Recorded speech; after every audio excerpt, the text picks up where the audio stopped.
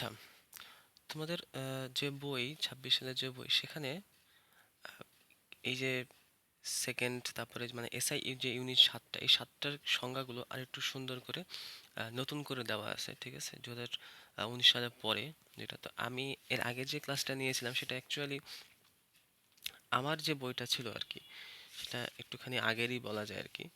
তো সেখান থেকে আমি একটু দেখিয়েছিলাম।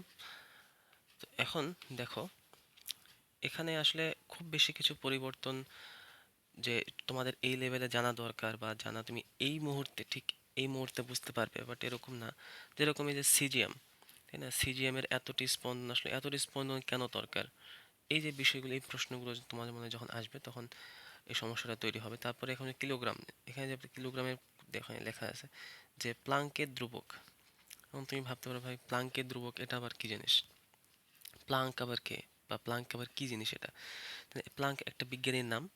তো তিনি আহ, তার কিছু সূত্র আছে, কিছু বিষয় আছে, সেখান থেকে তাই কিলোগ্রামের এই ধারণাটা পাওয়া যায়। তারপরে যে অ্যাম্পিয়ার, অ্যাম্পিয়ারের এখানে দেখো এই যে দেওয়া আছে, যেটা এটা হচ্ছে তোমার কিলোগ্রাম, সরি, ইলেকট্রন, ইলেকট্রনের চার্জ দেওয়া আছে। এই বিষয়গুলো তো আরো পরে জানতে পারবা। তারপরে এই যে বোল্টজম্যান ধ্রুবক দেওয়া আছে, বোল্টজম্যান ধ্রুবক, এগুলো আসলে অনেক পরের বিষয়।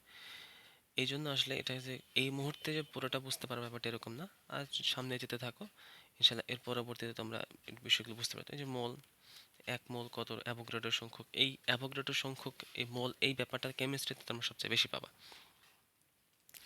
তারপরে তাপমাত্রা পরিবর্তনে তাপ শক্তির এত জুল পরিবর্তন হয়েছে, এই যে জুল কি, কিভাবে, কেন আসে, ঠিক আছে? তারপরে এই যে স্টেরেডিয়ান, ঘন কোণ, এই বিষয়গুলো তোমার পরবর্তীতে ধীরে ধীরে বুঝতে পারবো আর কি। তো এটুকুই, মানে এর আগের সাথে এইটুকু আমার বলার ছিল আর কি, নতুন বই থেকে এটা অ্যাড করার ছিল।